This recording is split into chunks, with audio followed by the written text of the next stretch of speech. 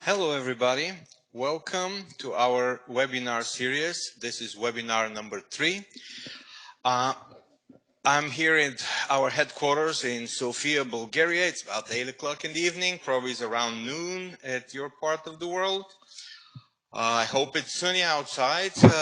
Here we have a little bit of cloudy weather, but we'll talk about different clouds today.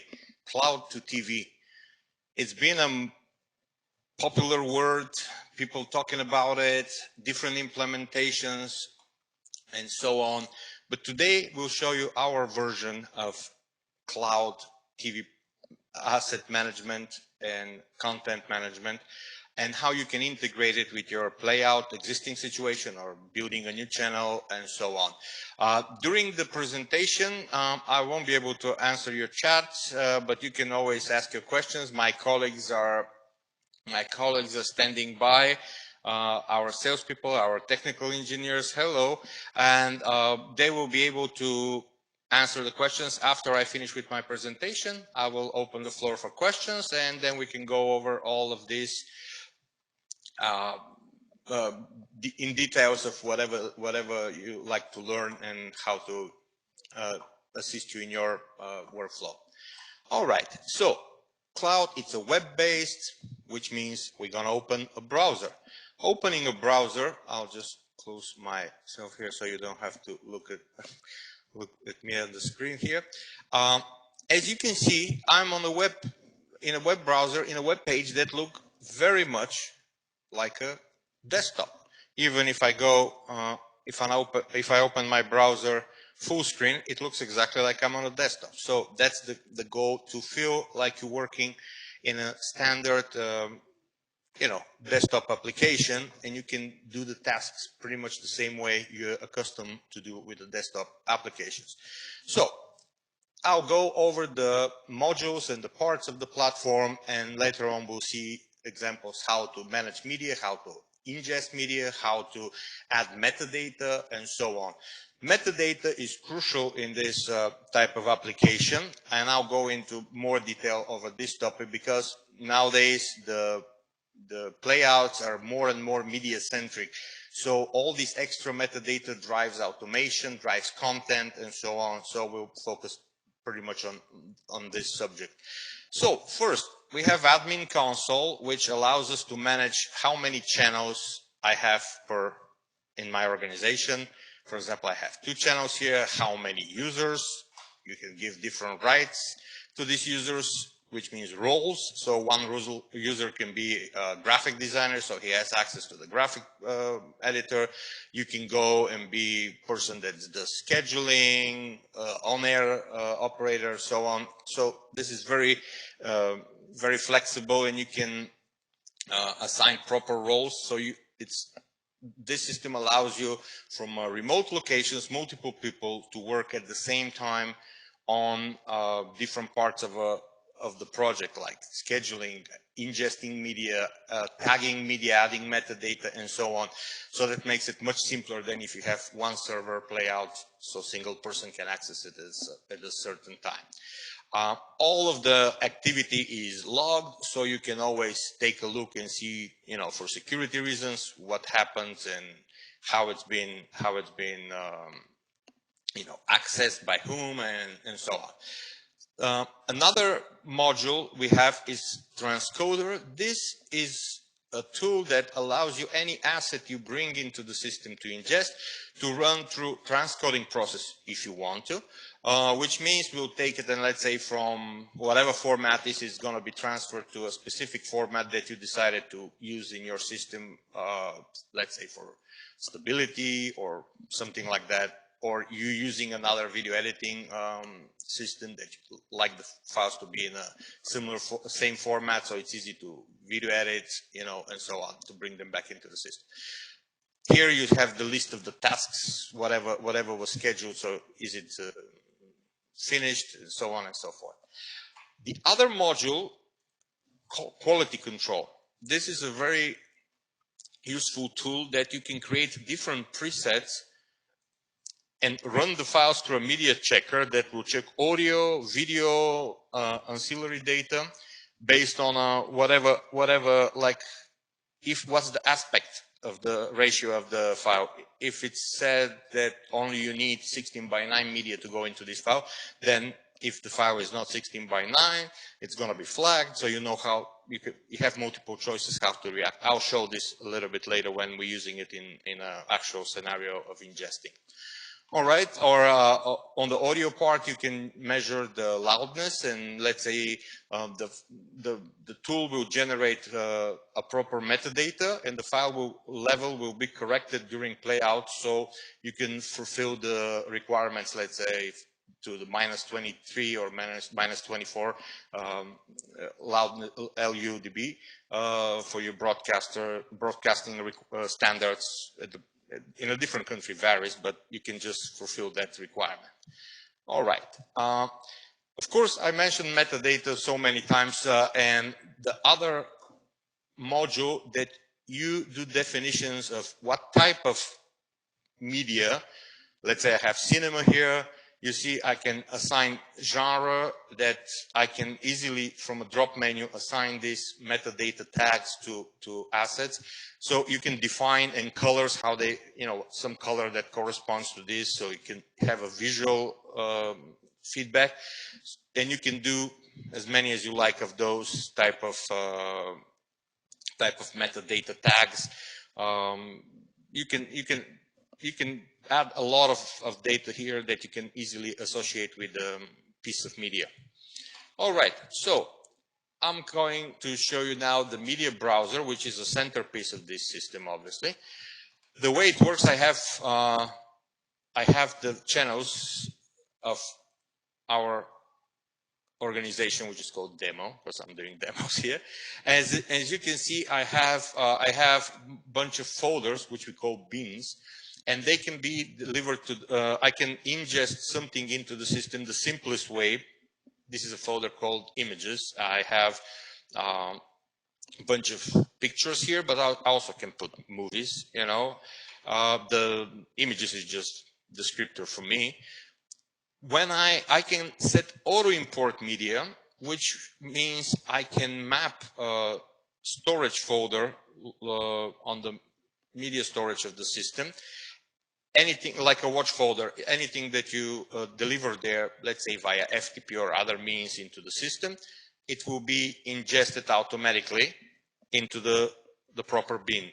Also, if I open the properties, you can see that I can select QC template. So let's say I will say run the template test. The transcode, I'll leave it to inherited parameters, which means whatever I put into the upper level, let's say the channel, I can assign some parameters, QC and transcode parameter templates for the channel. They automatically will apply to the subfolders. Or if I want something specific on this folder, I can assign it here, obviously.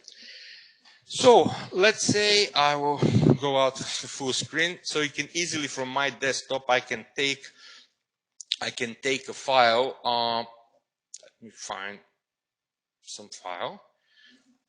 I'll just drag and drop it. You see that I have the blue outline on this whole bin. So this file will be ingested into that bin. But let's say I can have more than one media asset more than one file to a media asset.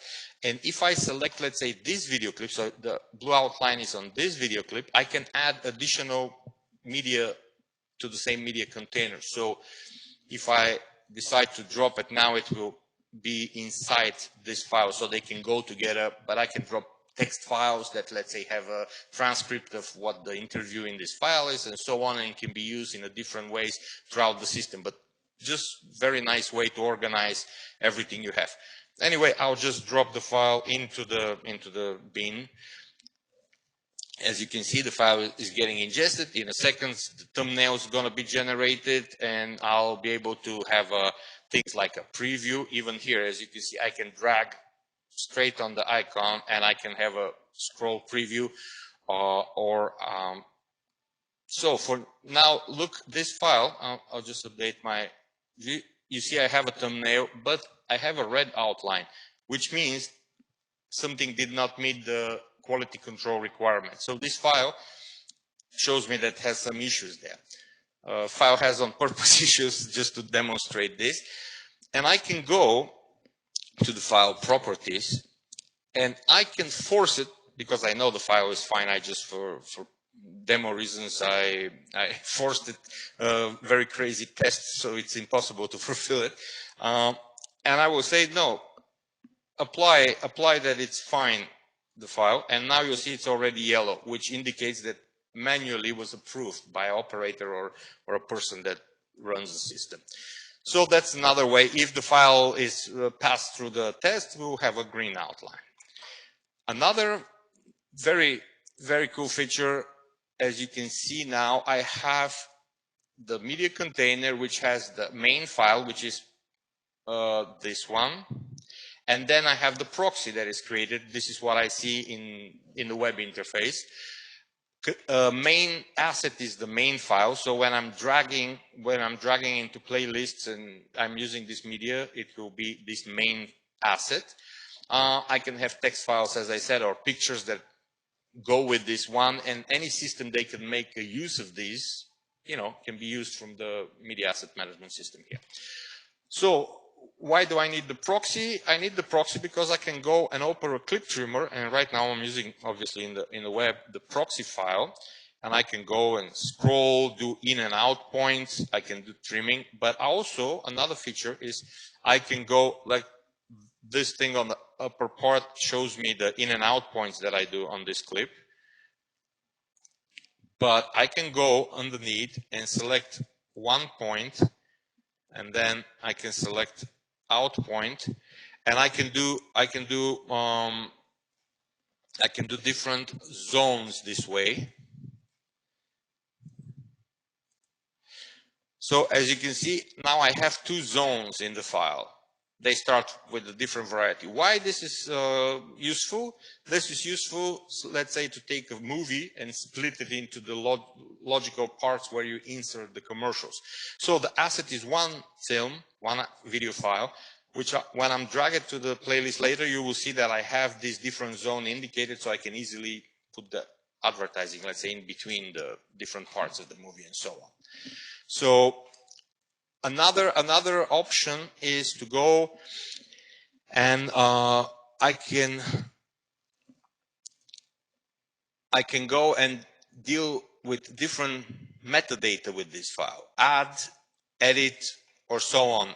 I can put expiration date, which means after this date, this asset will not be allowed to be included in playlists. How many times this file can be put in the playlist, what category, genre, different tags that will help me to do search here in the system. I can search, throughout the whole media library and so on. Who is involved, for what country, description, add different parameters and so on and so forth. Like I can either select things from templates that's, let's say, for sport, English Premier League, that immediately populates metadata like sports, football, United Kingdom, so on and so forth. So this is another very, very useful feature that you can easily, with few clicks, add tons of predetermined metadata and easily make the best possible description for this piece of media, and you can later on use it very quickly inside building a playlist, schedules, and so on. So this is how the media browser works. You have different information here, who modified it, metadata, so on and so forth. What are the test results that this passed? What's the original title? I can rename the files and so on and so forth. So let's go and start doing some scheduling. We have our media. It's tagged, metadata is added, it's organized in different bins and so on. Also, one more cool feature that it's worth mentioning is, let's say, if I have this file, but I'm not sure something about, let's say I want to consult with somebody, is this really the file that I have to use on air and so on? I can select the file, and I have a share button, which will allow me to give it expiration date on the link, give it a usable name, let's say, check it, the expiration date will be till 18th, save, and I'm getting a custom link that I can send via email or chat or something to somebody. They can, if I copy this link, okay, you can see I can just put it in a, paste it in the browser, and it will prompt me to download a file directly, and this file will expire at the desired date. And so this is very useful to communicate and collaborate with other people outside of your system. Also has layers of security. The link will expire and so on, so it's not out there, you know, publicly available and so on. All right, so we're going to the scheduling part of the Cloud2TV application. First module is Program Schema Manager. Why we use this? This is a tool to allow us to create templates for each day of the week. So this is the program schema. The editor decides how a particular day will be set. For example, I have Friday, and there is a program 1 and program 2. The morning program is the morning part of the schedule, where for example, when I set up the channel, I said the channel will start at 6 o'clock in the morning. This is when we count as the new day, the start of the program, for example, for this channel. So it starts at 6 o'clock and then shows me a gap because I didn't put any media there yet. And then let's say I have a movie at noon. It's another portion of the programming, let's say from noon till 4 o'clock, and so on and so forth. And this, I can describe all of this as templated, and that will be very easy to recall when I'm doing schedules for that day. Also, I can add certain files there to be part of the template. Let's say just to be able, this is my like opening logo or something. Oh, for example, this is the file that I used before. Let me remove it. I'll use it as another part of the demo.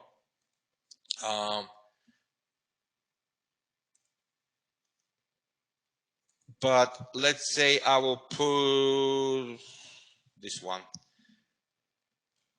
So I can have an opening logo or something like this. So all these files can become part of my template, which again makes my life so easier. I just need to fill the proper changed content for the particular day, episodes or news or whatever necessary, advertising and so on. So let's say I will save this template right now.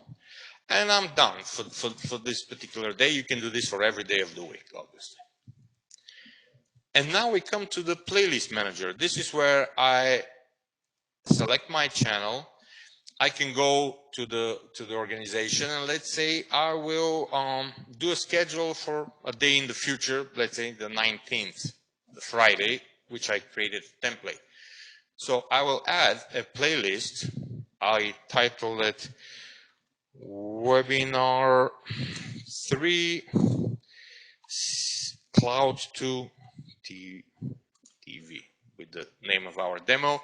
Start time at 6 o'clock, duration 1 full day, 24 hours. So I will select the date. This is the 19th and save it. So now, as you can see, I got a template here from my schema manager, and I can start immediately. As you can see, I have this little file that I put here. It's already part of the template, and I can start adding media and doing my schedule.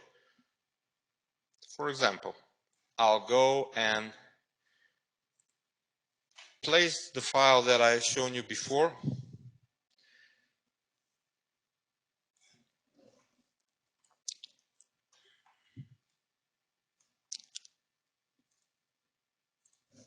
Just a sec.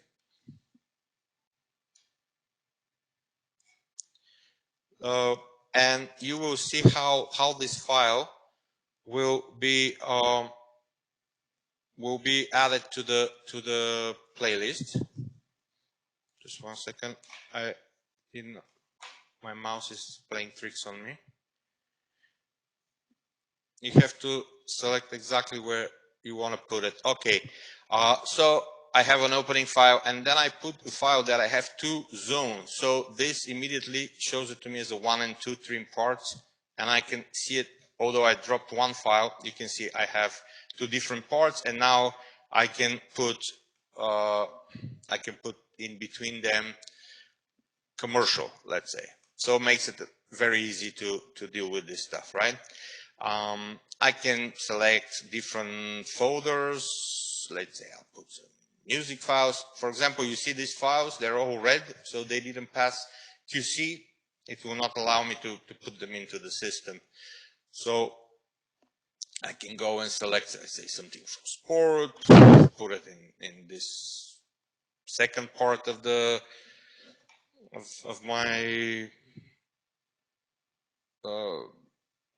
of my program, and so on and so forth. Makes it very easy to do and populate this. Let's say I'm pretty happy here. I want to go and I can do move up, move down, you know, delete, insert, and so on. Let's say I want to put some secondary events. I said in between these two files, I put this one as advertising. So let's say I like to put logo off event in the container of this. So when the advertising starts, there's a logo off event, and then I will put a logo on event back, you know, onto the next file when it continues, for example. So you can add nodes, you can add any secondary event, you know, supported by the system. So it makes it very, again, easy and flexible to deal with it. And at this point, I will say, guess what? I'm happy with my schedule. I'll just save it, and maybe later on I'll come back to it. I'll do some more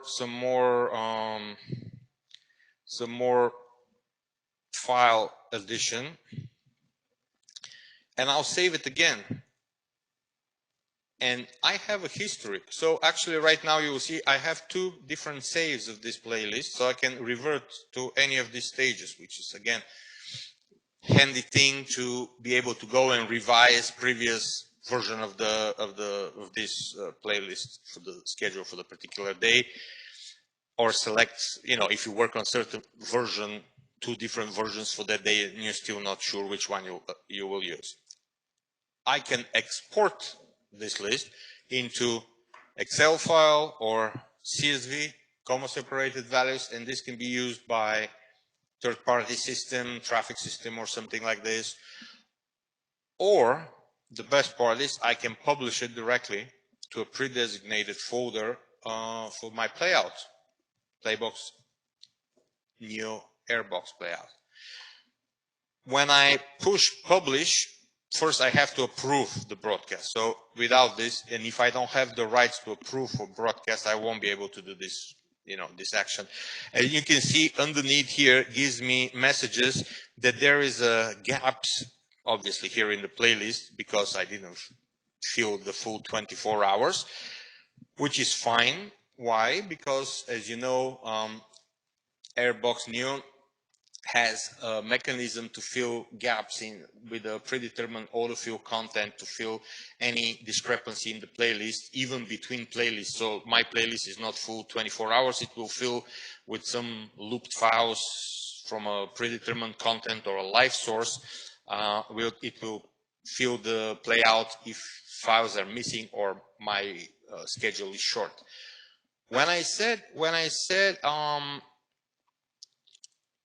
live, I can also have live source as an asset. So I have a live one, which is description of a live input of the playout system, and I can just drag it and drop it into the system.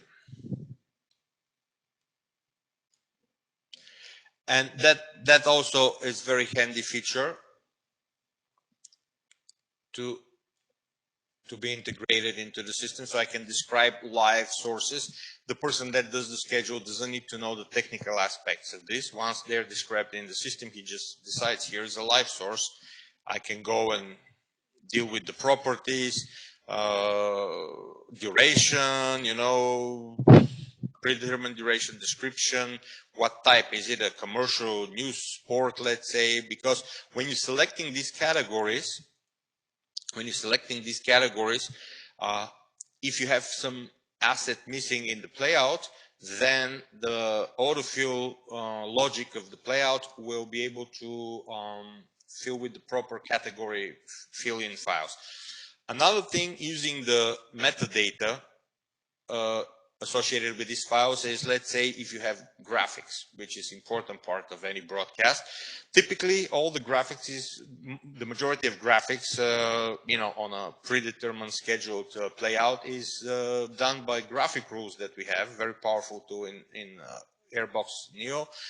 Together with the title box, the graphics are created by pre-made templates where all the metadata is populated, let's say, from in a music video scenario, the name of the artist and the name of the song is pulled from the metadata with this asset that is, let's say, the name of the file or some other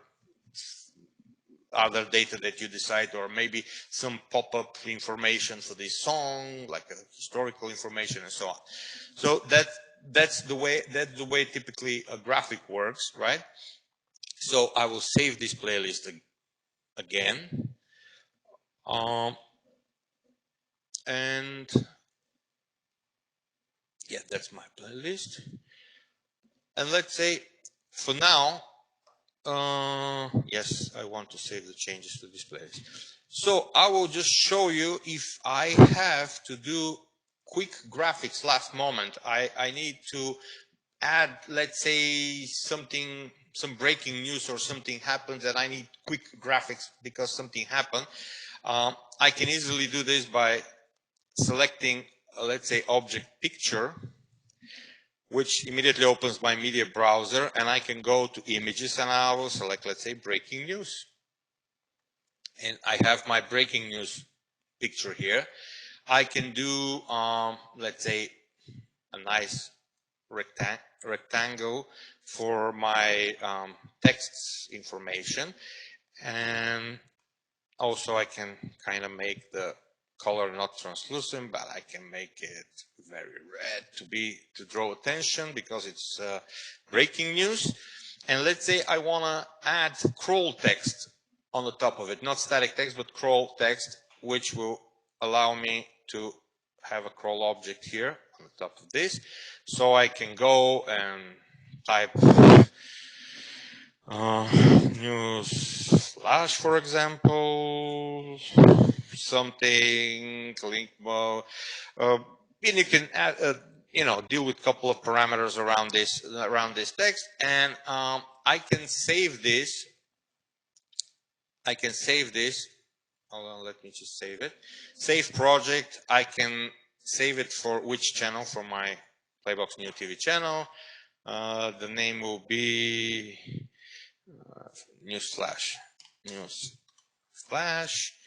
you know, simple parameters. And now I can look at my bin, and you can see I have my news flash module that I can take a little preview. This can be published straight to the system, and again, it can be pushed on air easily. Let me go back to my schedule. I published the playlist. Let me just make sure that I have this. This is my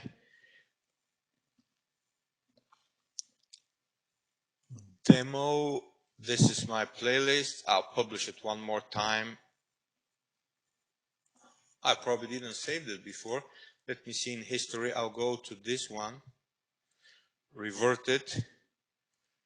Yes, this is like one version that I decided to use. Okay, this is it. Save it, publish it, approved for broadcast. Okay, so now the playlist is pushed towards my playout system, and I'll switch to another great web application, which is our multi-playout manager, which allows you to monitor multiple servers right on air. And keep in mind, this the media asset management portion can be installed. I'll talk about the infrastructure installation of this cloud application. There are many options in the infrastructure, how it's deployed. And also your playouts can be in a different place. Nowadays, we can always create these secure connections. Proper files will be transferred to the proper location. Multiple locations can be, sent in the same time. You can have other insertion playlists sent to a different location and just be activated this way and so on. So I will just go here. This is my 19th playlist. I'll load it. And as you can see, I have all this stuff that I had scheduled, and I can just press play and it will start going on air. This is a very convenient way to manage the playout after scheduling is being done. So let me just close this for a second. I'll open the chat so I can see what you guys asking me. Just let me just finish one more thing to mention about how do you deploy this cloud. How do you deploy this cloud application? It can be private cloud, totally secure, just for your organization. You can use public cloud, which is Amazon, Microsoft, or Google, let's say, to mention a few. There are so many of them. Or you can have a turnkey system just in your office, utilizing the same workflow, but just locally between your machines. You can use it as a platform as a service, software as a service. It can be offered in many different ways.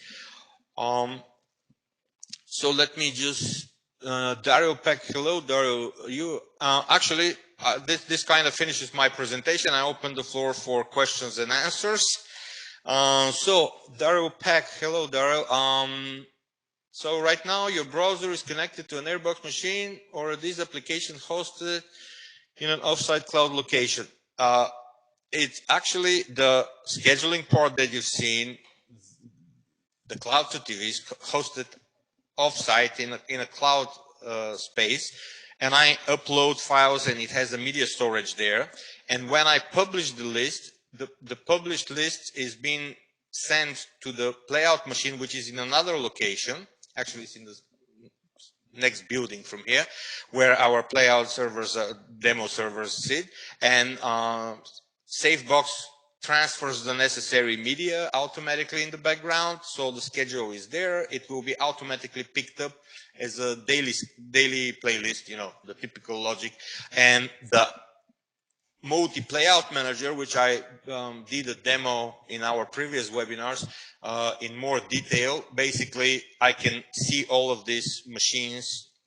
This is the one that I just published this schedule and this playlist, and I can monitor it if it plays, if it doesn't play, and I can have multiple servers. Obviously, you can have a timeline view, what they publish and how this stuff works, But the main thing is all the complex schedule with metadata and everything is being generated, published, sent to the server automatically in background. All the media is synchronized depending where the location is of these physical assets like server, storage, layout.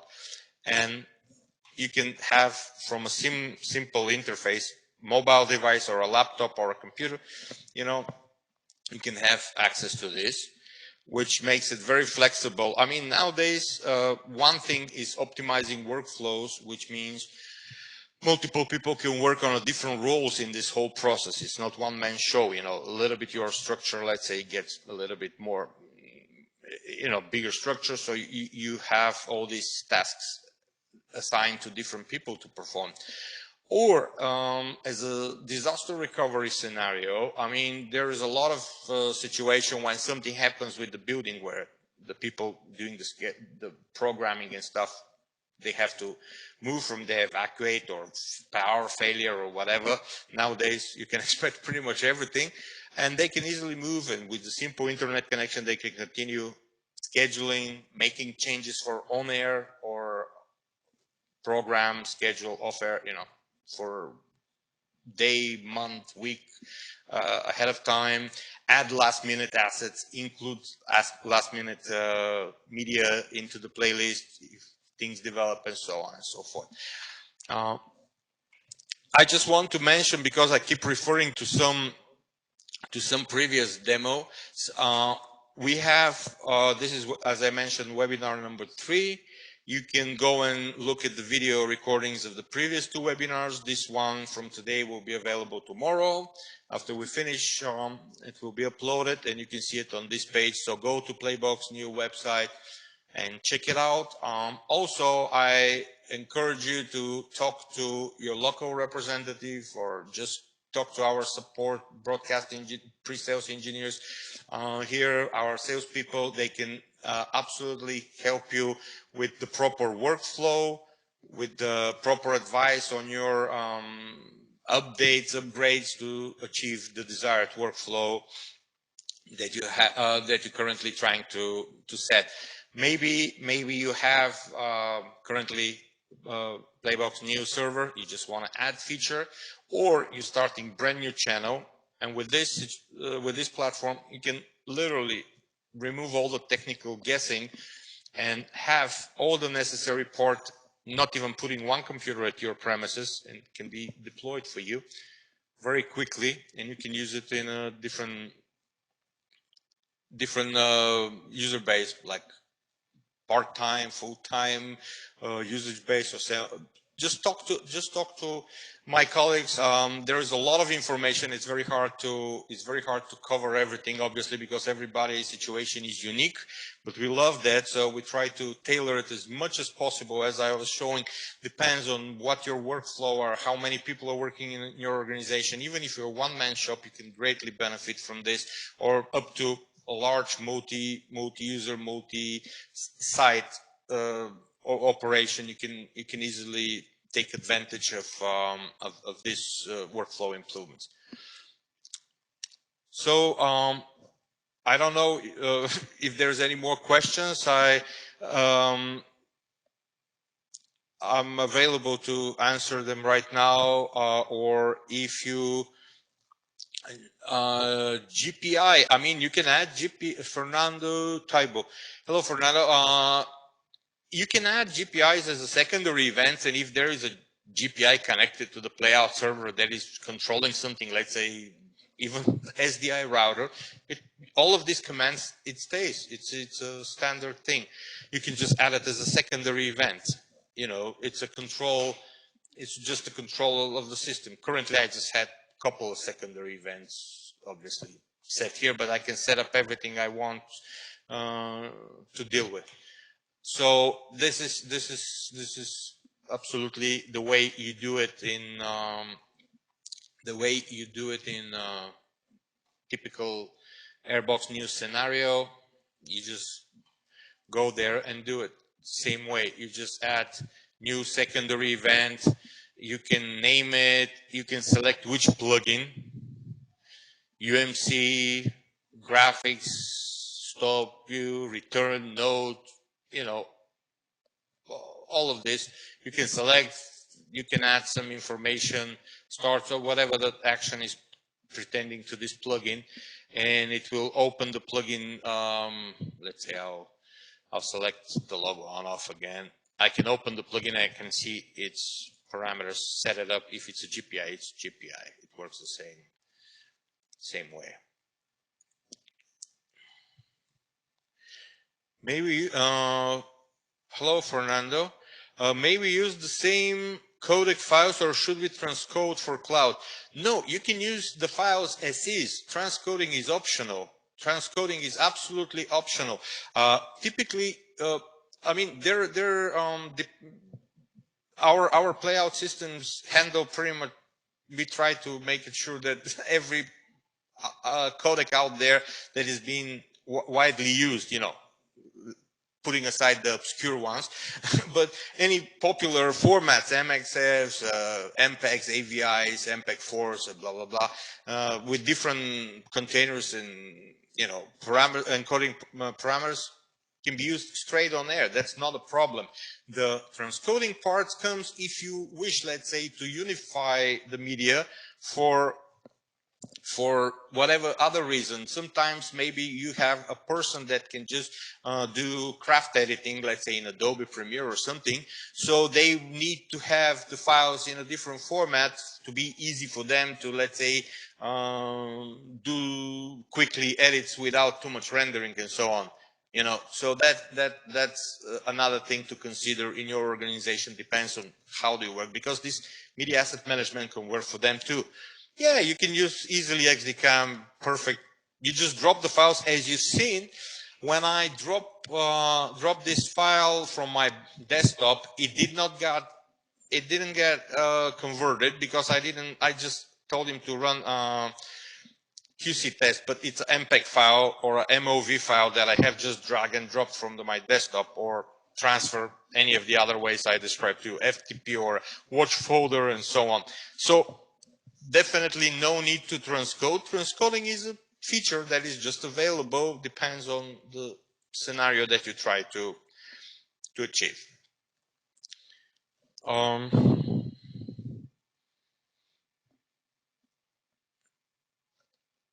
Yes, as my colleague mentions, for example, there is only one, the one transcoding that happens by default on the system is to create a proxy file, as I showed you here, because that's the only way I can see in a web browser the actual media. Let's say this one, I can just go and do preview and all of this. This is a proxy file that is created. So you can see that I have this media container for this file, which has the main file, as I mentioned previously, the MPEG file. This is the file that will be the default asset that will go into the playlist.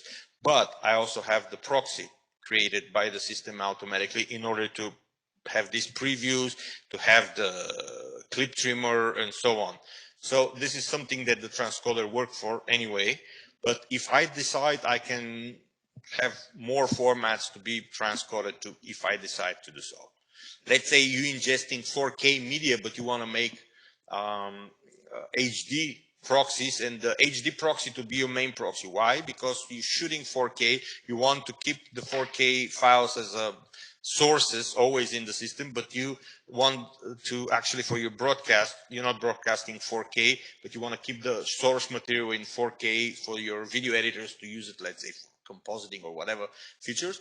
And that's a perfect use of transcoding. So you transcode a different version to use for broadcast, but the actual file is 4K file.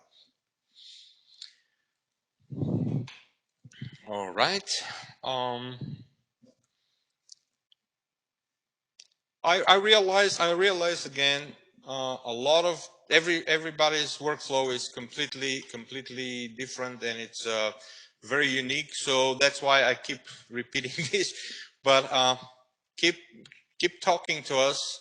We can help you. We have a lot of experience with different scenarios. You know, PlayBox Neo has been deployed in thousands and thousands and thousands, close to 20,000 servers, playouts, graphic branding channels around the world.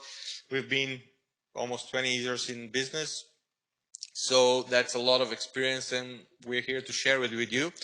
Also, I'd like to thank you that you're attending these webinars. Unfortunately, this year, all of our trade shows that we go and see each other face to face got canceled, but we're trying to do the best from the situation and have, you know, keep the communication going, keep understanding what you need, and we love to share what's new with us, what's you know, new products, what new things we have in store.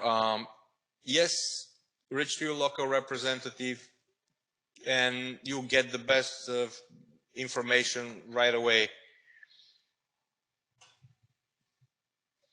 Thank you, guys. Thank you. Again, check out tomorrow if you catch the webinar a little bit late, if you log in a little bit late, or you missed some portion of it, or you like to go and view it again. It will be published on our website. You can go and see the playboxneo.com, And you will see this is what upcoming webinars are scheduled, and you can see the previous one down here and view the file for your reference. I'd like to thank you, wish you a wonderful day, and I hope to see you at our next webinar, where we'll see what we'll discuss. We expect some feedback from you. Please write to us if you have a topic that is very interesting, and we'll consider it, if you have a lot of questions about specific topic. If not, somebody will contact you directly and try to, answer your questions. Have a wonderful day, and that's all from me for now. See you next time. Bye.